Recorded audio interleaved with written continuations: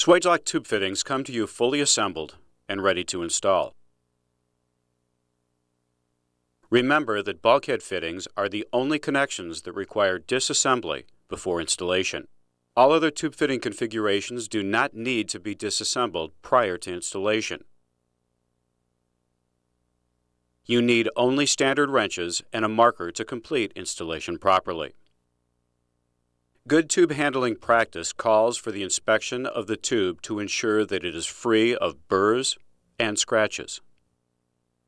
Follow 3 easy steps to make up the Swagelok tube fitting.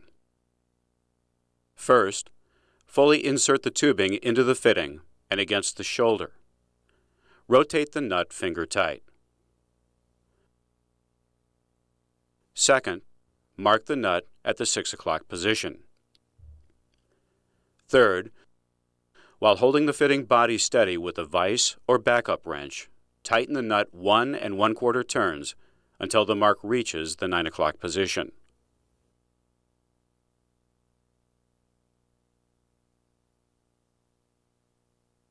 The Swagelok tube fitting has now been properly assembled to provide robust tube grip, gas seal, and vibration resistance for dependable, leak-free performance. For 1/16, 1/8, 3/16 inch, 2, 3, and 4 millimeter tube fitting sizes, tighten the nut 3/4 of a turn to the 3 o'clock position.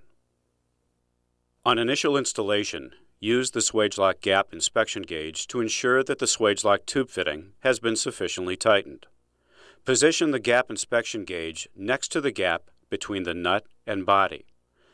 If the gauge will not enter the gap, the fitting is sufficiently tightened. If the gauge will enter the gap, additional tightening is required.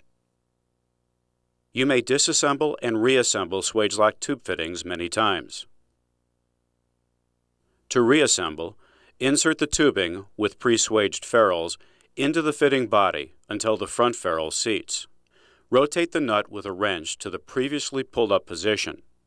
At this point, you will encounter a significant increase in resistance. Finally, tighten the nut slightly with a wrench. Do not use the Swagelok gap inspection gauge with reassembled fittings. If you have any questions about this process, please contact your authorized Swagelok sales and service representative.